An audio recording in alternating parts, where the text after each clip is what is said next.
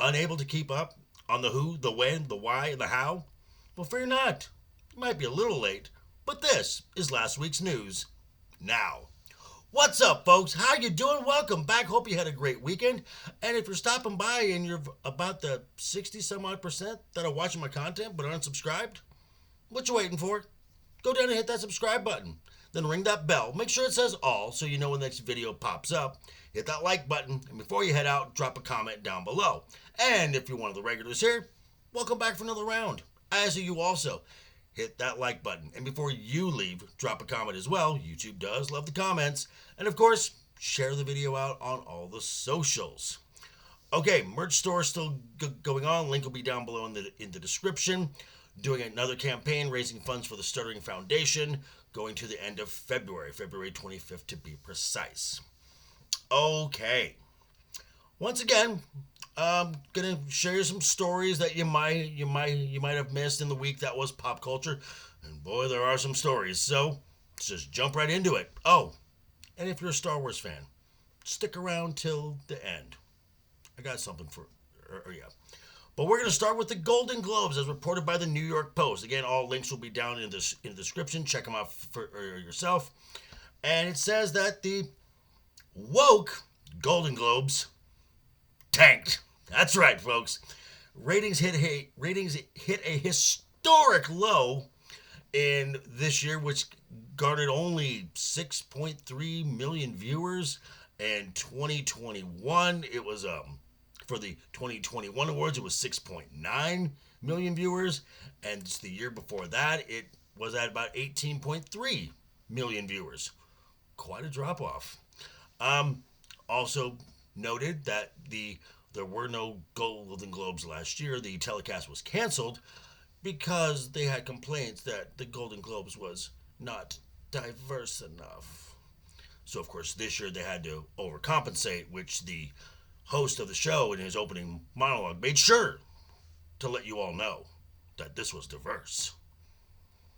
That worked out well. Okay. Story number 2.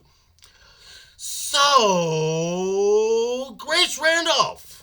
Yeah, you know her from her historically bad takes.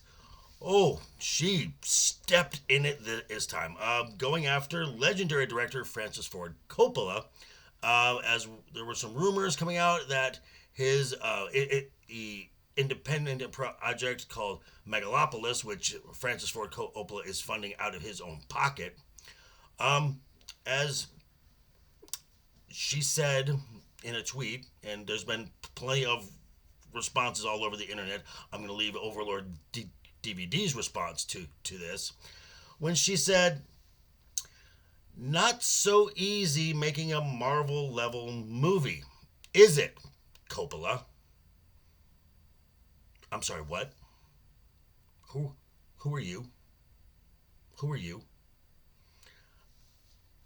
American Graffiti, The Godfather Trilogy, The Outsiders, Apocalypse Now. Grace Randolph, slow your roll and stay in your lane.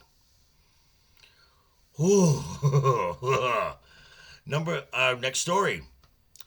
You know, I thought that The Witcher Blood Origin was going to be the worst reviewed show in TV history. But oh no, HBO Max is making a strong contender with Velma. That's right. The Scooby-Doo prequel? Sure. Giving it some competition, as the Rotten Tomatoes scored. Again, we talked about Rotten Tomatoes last time.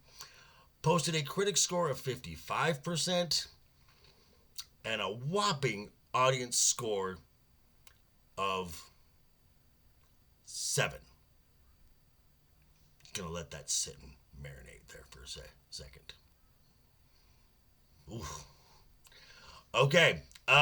We also have other stuff that Disney is going to have a new chairman of the board. I'm going to hold on to that one, and we'll address that later on this week. Stay tuned. And yes, foreshadowing. But sticking with Disney, from the direct Ant-Man reshoots. Now, okay. Now, these reshoots are a month before release. Now, Marvel and reshoots is not something that is uncommon. Usually on their shooting schedule, they schedule 2 weeks after principal photography for pickups and some minor reshoots. But there was photos of Paul Rudd in the same clothes in the same location as scenes that were shown in the marketing. That would be the trailers. This is principal photography wrapped a year ago. Oh boy, that's not a good sign.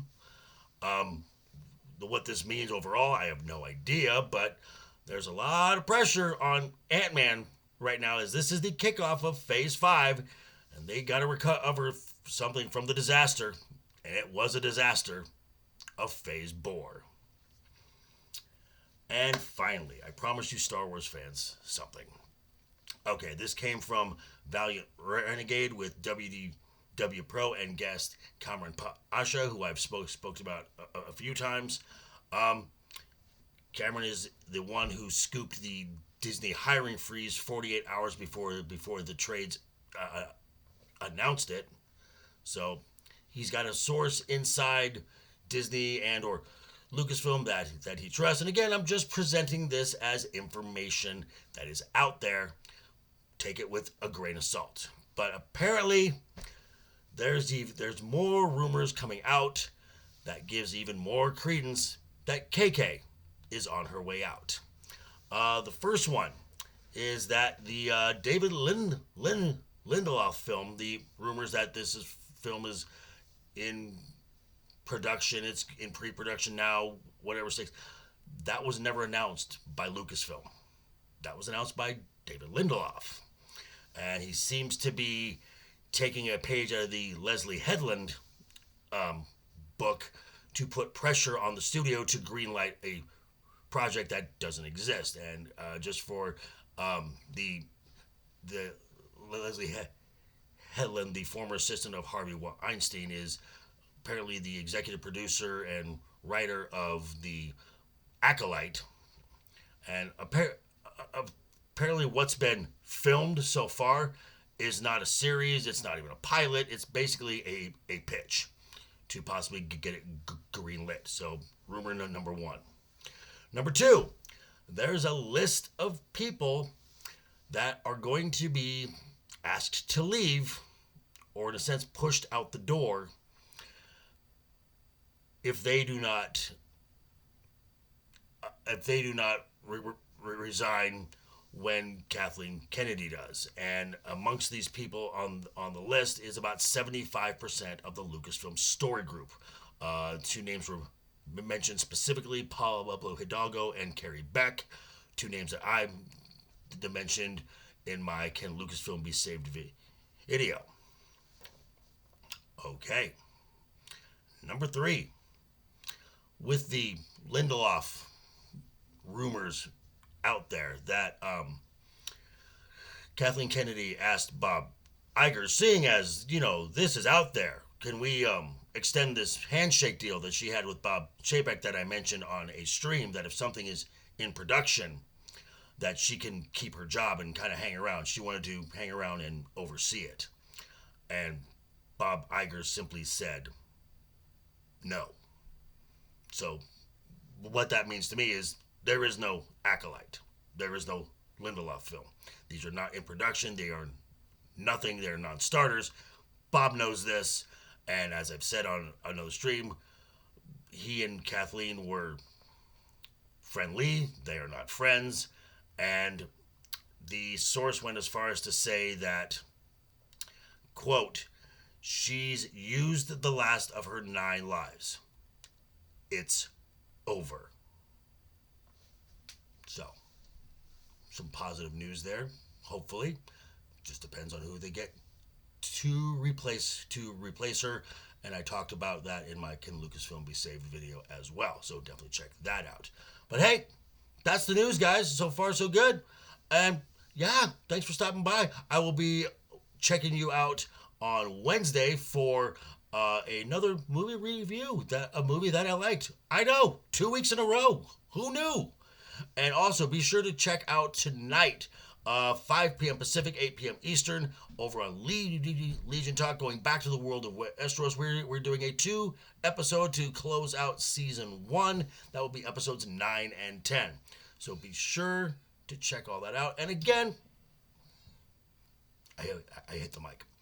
So again, hit that subscribe button, ring that bell. If you liked the video, give it a thumbs up. If you didn't like the video, hey, thanks for sticking around this long. And I will see you tonight at 5 p.m. Pacific time, and I will see you Wednesday and Friday for something. You know how we work. But hey, have a great week, guys. Always have fun. Hashtag keep talking. And always keep that smile on your face. Toodles.